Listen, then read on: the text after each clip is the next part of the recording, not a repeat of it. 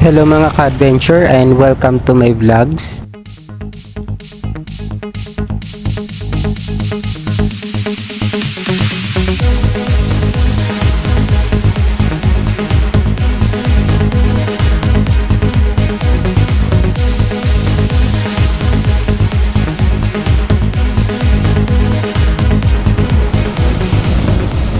At sa ngayon mga ka-adventure ay tatawirin na natin itong Tahero Bridge ng part ng General Trias Cavite. At kung sakali natin makakawin na ito mga ka-adventure ay ibig sabihin ay nasa Tansa Cavite na tayo.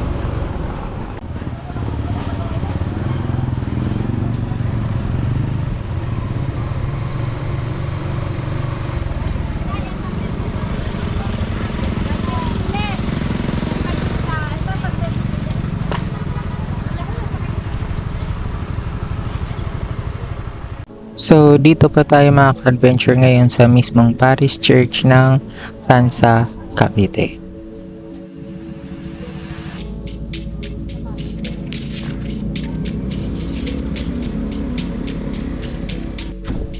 Noong August 29, 1780 mga ka-adventure ay naging isa itong ganap na parokya.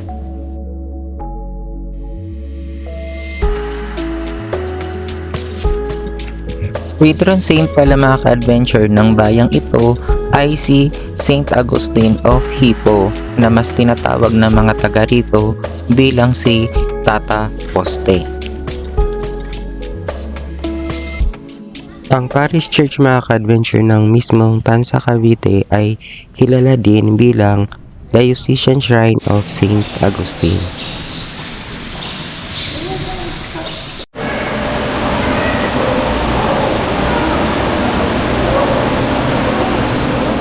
At sa lugar na ito mga ka-adventure ay dito daw talaga nanumpa si General Emilio Aguinaldo bilang presidente ng revolutionary government ng Pilipinas noong Philippine Revolution.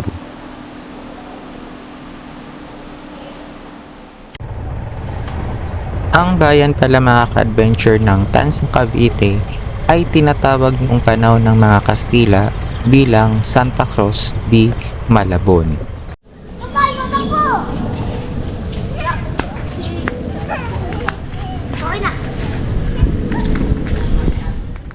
Tinawag din ito mga ka-adventure na Istanela noong 1726 bago pa man itong tawagin bilang Santa Cruz de Malabon.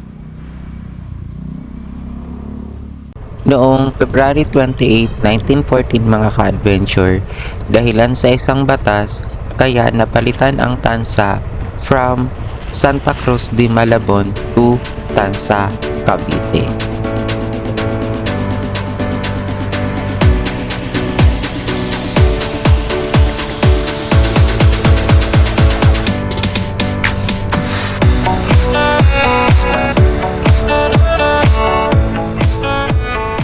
At galing dito mga ka-adventure dito sa lugar na ito ay dito natin uumpisahan ang pag-explore sa bayan ng Tansa Cavite.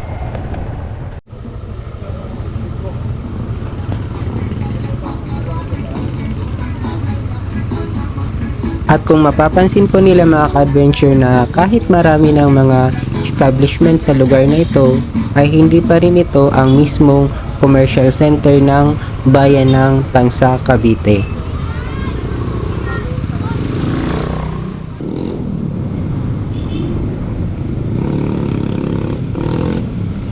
At sa ngayon mga ka-adventure ay nandito na po pala tayo sa San Agustin Street na kung saan ito na mismo po yung labasan papunta sa mismong highway papuntang Naik, Cavite. At kung sakaling lumiko tayo ng pakanan ay madadaanan natin dyan yung mismong SM Tansa.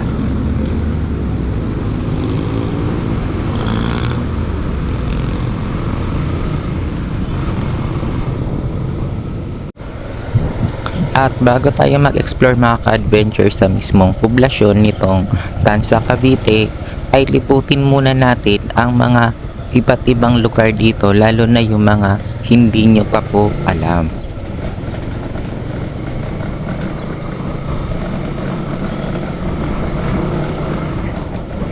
Bagan man mga ka-adventure na mayaman sa kasaysayan, kultura at kwento ng nakaraan, ang bayang ito naman mga ka-adventure ay posibleng humarap sa tinatawag na economic potential na kung saan sa lugar na to ay marami ng itinatayo na mga establishments.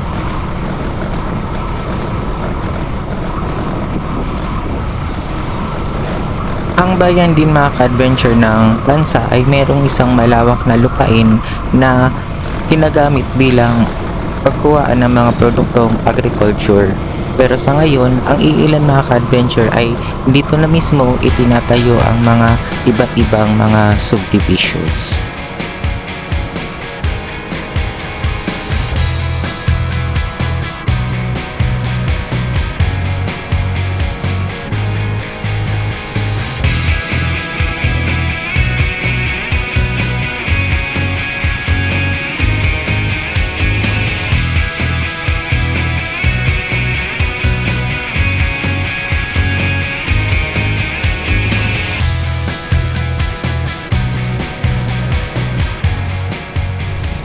Isa mga ka-adventure sa nakakatulong sa paglago ng bayang ito ay itong tinayong Cavite Gateway Terminal na isang pier para sa mga barge na nagdadala ng mga container puntang Maynila or Port of Manila and pabalik dito sa Tansa, Cavite.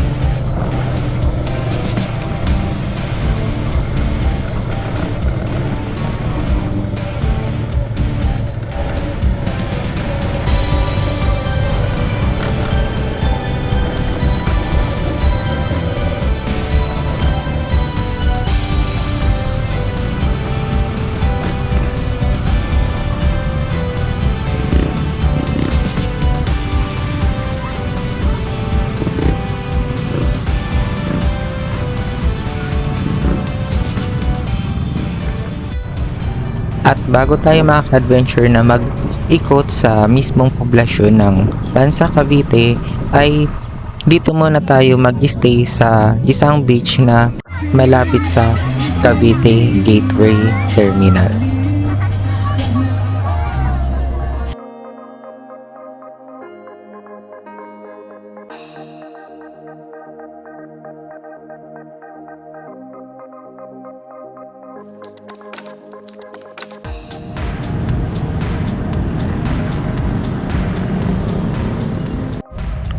So mga ka-adventure, as of now po ay nandito na po pala tayo sa harap ng mismong Municipal Hall ng Tansa, Cavite.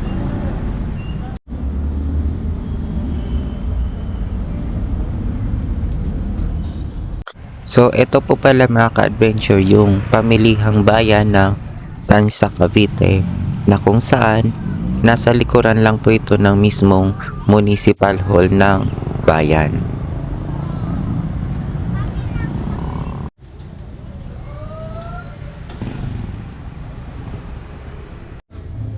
So mga ka-adventure, medyo hapon na po talaga at ang iilang mga establishment ay nagsasara na po.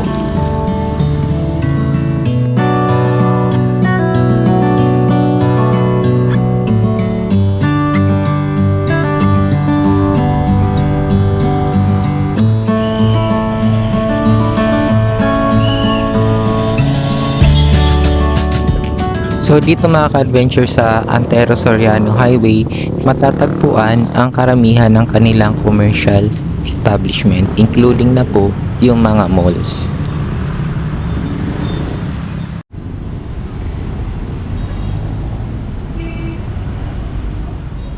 Pero mga ka-adventure, ang Tansa Cavite po pala ay isa ng rural na lugar na kung saan na-reach na daw nito yung mismong requirements ng isang city.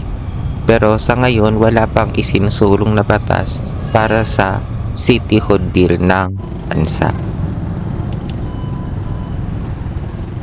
Sa mga ka-adventure, ito po pala yung mismong Felipe Calderon Elementary School na kung saan ipinangalan ito sa isang tanyag na abogado, politician na tinuturing na the father of Malolos Constitution. since si Felipe Calderon ay dito ipinanganak sa Tansa, Cavite.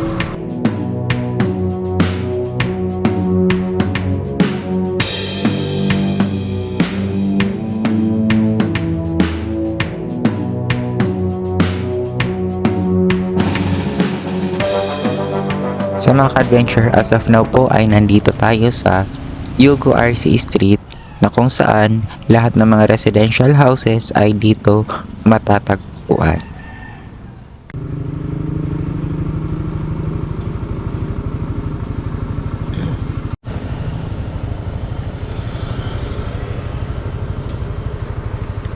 Sa mga ka-adventure, bagaman hindi ito talagang tourist spot, so pinuntahan ko talaga itong Barangay Hulugan.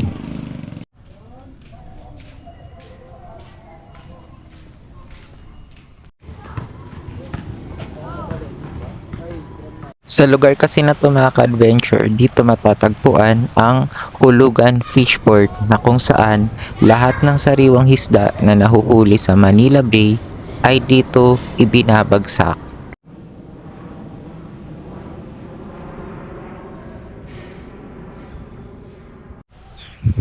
At ang nakikita nilang mga bangka mga ka-adventure, ayan mismo yung mga ginagamit ng mangingisda sa paghuhuli ng mga sariwang isda dito sa Manila Bay. At sa lugar na to ay makikita nila ang napakagandang view ng Manila Bay. Since ang Tansa Cavite mga ka-adventure ay biniyayaan din ng mga beaches.